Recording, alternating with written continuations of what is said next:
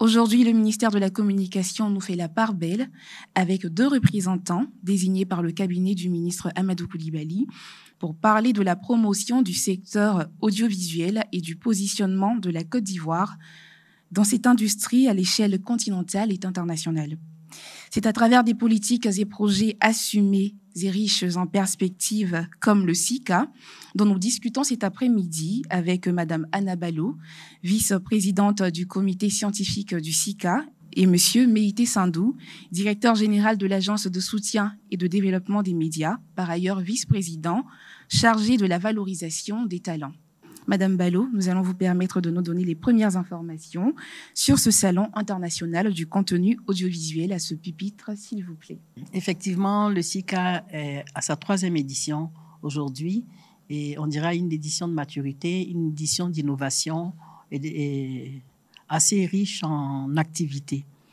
Donc le SICA s'impose aujourd'hui comme l'un des marchés régionaux du contenu audiovisuel et cinématographique. Après, je dirais, le MIP Africa et l'ancien Discop. C'est une plateforme aujourd'hui où tous les professionnels du secteur viennent se rencontrer pour échanger, partager et réfléchir sur l'avenir de ce secteur en Afrique. Le SICA a lieu du 26 au 28 juin 2026 et le salon sera à sa 3e édition. L'intitulé, c'est « Souveraineté numérique et exportation des récits ». Alors, la SDM, qui sommes-nous?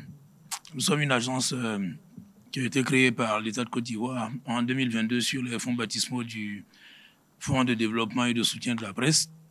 Donc, l'idée de l'État, c'est de structurer vraiment l'aide publique pour accompagner tout l'écosystème des médias.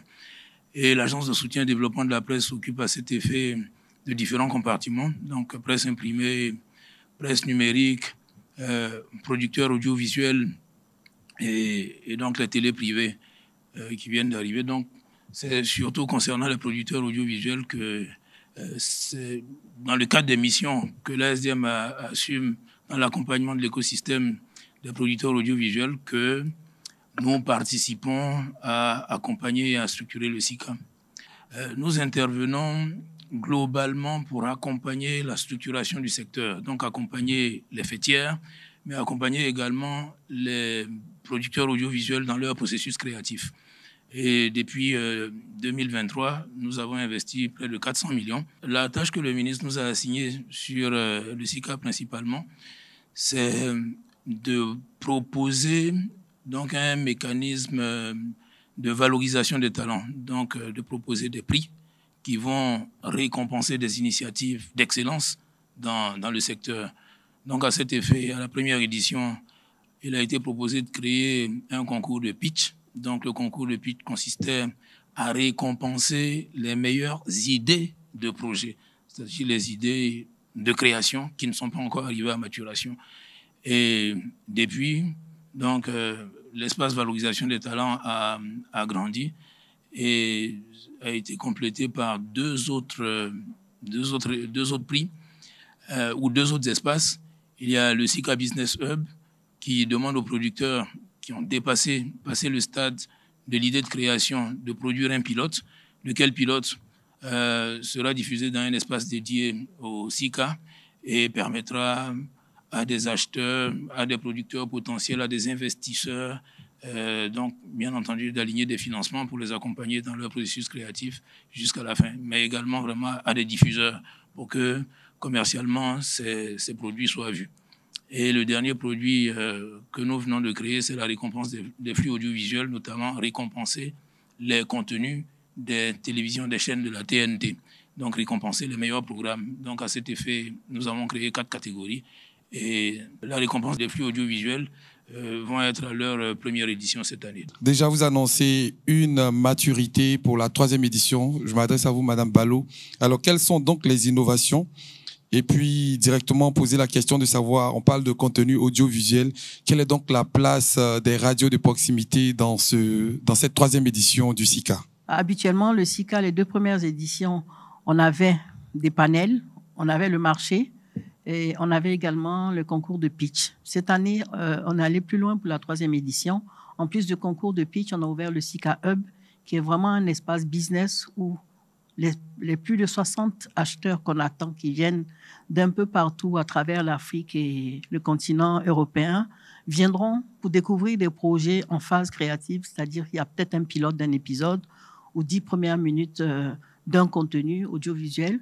Et si ça les intéresse, ils pourront discuter avec l'initiateur du contenu, le détenteur, le propriétaire du contenu et voir comment ils pourront rentrer soit en coproduction ou l'accompagner. Ça, c'est déjà une innovation pour le SICA Hub. Et ensuite, pouvoir récompenser les chaînes de la TNT qui, en 3-4 ans, ont réussi vraiment à révolutionner le paysage audiovisuel avec des contenus innovants, rafraîchissants et tout, en plus de ce que la RTI fait déjà, parce qu'il ne faut pas que je nous oublie, je suis quand même de la RTI. Et donc, c'est une innovation qui a été une exigence du ministre de la Communication, parce qu'il voulait vraiment que ces contenus-là soient mis en avant. Quelle place pour les radios de proximité? Mais je dirais que les radios de proximité font partie à 100% du SICA. Il faut qu'elles s'impliquent. Parce que à partir du moment où il y a un marché, où vous pensez pouvoir avoir du contenu ou proposer des contenus, ben, il faut vous inscrire pour participer. Quels critères guident l'éligibilité des médias à ces dispositifs d'accompagnement et comment l'agence veille-t-elle à la transparence et à l'équité dans l'attribution des soutiens? L'État a mis entre 2009 et 2021 près de 15 milliards dans l'aide publique aux médias.